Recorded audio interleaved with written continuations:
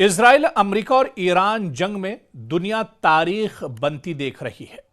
Super power को शिकस्त का सामना है तो इजराइल की जंगी सलाहियत पर सवाल खड़े हो रहे हैं। इस एक महीने की जंग में अमेरिका और इजराइल को जबरदस्त पसपाई का सामना है। इस एक महीने ने न सिर्फ इस पूरे खित्ते की सियासत को हिलाकर रख दिया है, बल्कि आलमी ताकतों के तवाजुन पर भी गहरे सवालात खड़े कर दिए हैं। हैरानकुन तौर पर इजराइल और अमेरिका को बड़े पैमाने पर नुकसान का सामना करना पड़ा है, चाहे वो अस्करी महाज हो, इक्तिसादी दबाव हो या फिर आलमी राय आम्मा की सतह। और दूसरी जानिब ईरान की मज़ाहमत ने इस जंग को एक नए रुख पर लाकर खड़ा कर दिया है, जहां नतायज अब इतने वाजे नहीं रहे जितने आगाज में समझे जा रहे थे। ईरान हर गुजरते दिन के साथ जंग में मजीद मजबूत होता जा रहा है और अब माहिरीन यह कहने लगे हैं कि ईरान ये जंग जीत चुका है। इस जंग में ईरान दरअसल फतेह हासिल कर चुका है और इसके पीछे कुछ वजूहात भी बताई जा रही हैं। दरअसल एक तरफ जहां पर तने तनहा ईरान था, उसके ऊपर पिछले कई सालों से आप देखिए कि पाबंदियां लगी हुई है, उसकी करेंसी बहुत कमजोर है, उसकी जो फौजी ताकत है वो इतनी ज्यादा नहीं है, लेकिन फिर भी वो दुनिया की बड़ी ताकत के सामने एक तरह से डटा रहा। एक तरफ अमेरिका और इजराइल जैसी बड़ी ताकत और दूसरी तरफ तनहा ईरान। लेकिन ईरान के साथ जो सबसे बड़ी मजबूती थी वो दरअसल ईरान के अवाम का इत्तेहाद, उनका भाईचारा, उनकी एकता और इसके अलावा अपनी लीडरशिप पर उनका एतमाद। ईरान के सुप्रीम लीडर आयतुल्लाह अली खामनई ने दरअसल पूरी कौम को जोड़ कर रखा। वो तो इस जंग में जरूर शहीद हो गए, लेकिन एक बड़ा पैगाम वो ईरान की कौम को देकर चले गए। और कहीं ना कहीं आयतुल्लाह अली खामनई की शहादत के बाद ईरान एक बार फिर से मजबूत हो गया है। ईरान एक बार एक तरह से और एकजुट हो गया है और ईरान में एक तरह से और भाईचारा एक तरह से और बढ़ गया। और यही दरअसल सबसे बड़ी ताकत है ईरान की इस जंग में, जो अब तक ईरान इस जंग में डटा हुआ है। आप देखिए कि इस जंग के एक महीने में बुरी तरह से ईरान पर अटैक हो रहे हैं। ईरान में अस्पतालों को निशाना बनाया जा रहा है, स्कूलों को निशाना बनाया जा रहा है, आम जो शहरी हैं उनका कत्लेआम किया जा रहा है। इजराइल और अमेरिका की तरफ से लगातार हवाई हमले हो रहे हैं, लगातार एयर स्ट्राइक किया जा रहा है, लगातार तबाह बर्बादी चारों तरफ ईरान में देखने को मिल रही है। लेकिन फिर भी आखिर ऐसी क्या चीज है कि ईरान डटा हुआ है? ईरान की लीडरशिप एक तरफ शहीद हो रही है, ईरान के जो बड़े बड़े कमांडर हैं, जो बड़े बड़े अफसरान हैं, जो फौज को एक तरह से संभाले हुए हैं, वो शहीद हो रहे हैं, लेकिन ईरान फिर भी जंग में डटा हुआ है। आखिर क्या चीज है? दुनिया सोचने पर मजबूर हो गई है। दुनिया अब ईरान की तरफ दरअसल देख रही है और बहुत तो माहिरीन और एक्सपर्ट यहां तक कहने पर मजबूर हो गए हैं कि अब ईरान पूरे मशरिक़े वुस्ता का सुपर पावर बनकर उभरने वाला है। यह जंग जैसे ही थमेगी, ईरान एक बड़ी ताकत के रूप में एक तरह से उभरेगा।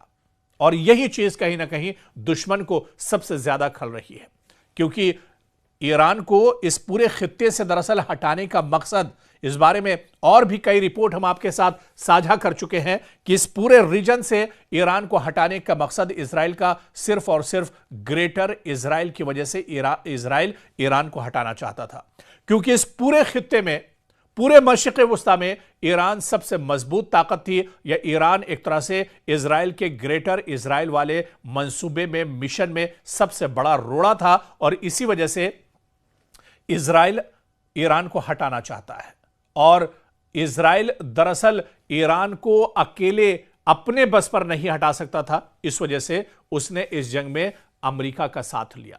और आज अब देखिए कि इजराइल तो खुद पसपाही हो रहा है, खुद इस जंग में पिसता जा रहा है। इजराइल में बुरी तरह से तबाही हो रही है, आईडीएफ के जवान मारे जा रहे हैं, लबनान की तरफ से भी उस पर लगातार हमले हो रहे हैं, हूती जो मुजाहिदीन है वो भी लगातार हमले कर रहे हैं। दूसरी तरफ अब ईरान को, अमेरिका को भी बड़े पैमाने पर पसपाई का सामना है और उससे भी शिकस्त का सामना करना पड़ रहा है। तो एक महीने के बाद जो नतीजा है वो यही है कि यह जंग ईरान एक तरह से जीत चुका है।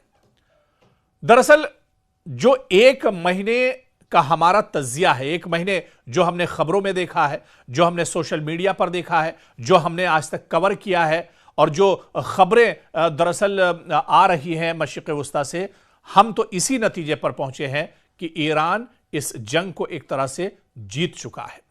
लेकिन इस एक महीने में आपने क्या कुछ महसूस किया है? आपकी राय, हमारे जो व्यूअर्स हैं वो दरअसल हमारी ताकत भी हैं।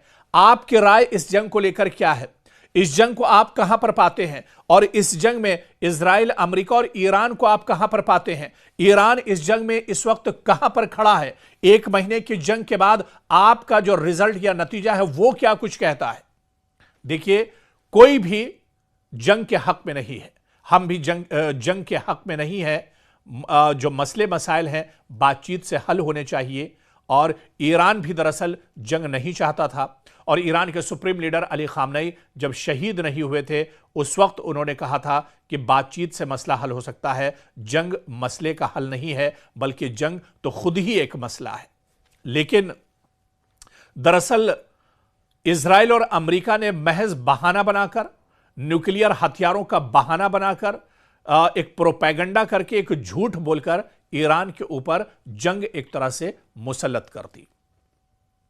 तो जंग जब चल रही है तो ऐसे में आप इसे किस तरह से देखते हैं? ईरान की अभी तक की इस जंग में जिस तरह से ईरान डटा हुआ है, जिस तरह से दुश्मन को मुंहतोड़ जवाब दे रहा है, ईरान को किस तरह से आप इस जंग में पाते हैं? इस जंग से पहले के हालात या इस जंग के बाद के हालात, या जब यह जंग चल रही है, किस तरह से आप देखते हैं?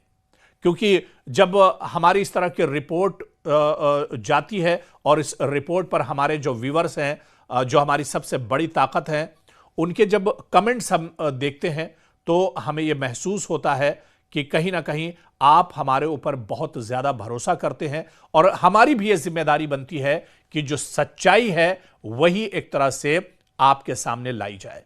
कोई खबर ऐसी ना हो जिसे नमक मिर्च लगाकर पेश किया जाए, या बिला मुबालगा या मुबालगे के साथ एक तरह से उन खबरों को पेश किया जाए, सच्चाई से हटकर उन खबरों को पेश किया जाए। हमने आज तक कभी झूठ का सहारा नहीं लिया है, बल्कि जो सच्चाई है वो दुनिया के सामने है। और आज का दौर तो सोशल मीडिया का दौर है, तमाम चीजें दुनिया के सामने है। ऐसे में इस जंग का एक महीना आपके सामने है, दुनिया के सामने है। अब आप तय कीजिए, आप बताइए कि इस जंग को आप किस तरह से देख रहे हैं, इस जंग का मुस्तकबिल आप किस तरह से देख रहे हैं। यह जंग कहां पर थमती हुई नजर आ रही है? इस जंग में इजराइल की पसपाई, अमेरिका का जो डर है, अमेरिका का जो खौफ है, और अमेरिका जिस तरह से इसमें अभी तक हारता हुआ नजर आ रहा है, क्योंकि अमेरिका छोटा मोटा मुल्क नहीं है। अमेरिका तो अपने आप को दुनिया का चौधरी कहता है, वो सुपर पावर है। और अगर एक सुपर पावर सिर्फ वहां का सदर सुबह शाम सिर्फ बयानबाजी करता रहे, एक्शन एक तरह से नजर ना आता हो, तो फिर उसे क्या कुछ कहेंगे? हम दरअसल आपका रिएक्शन जानना चाहते हैं।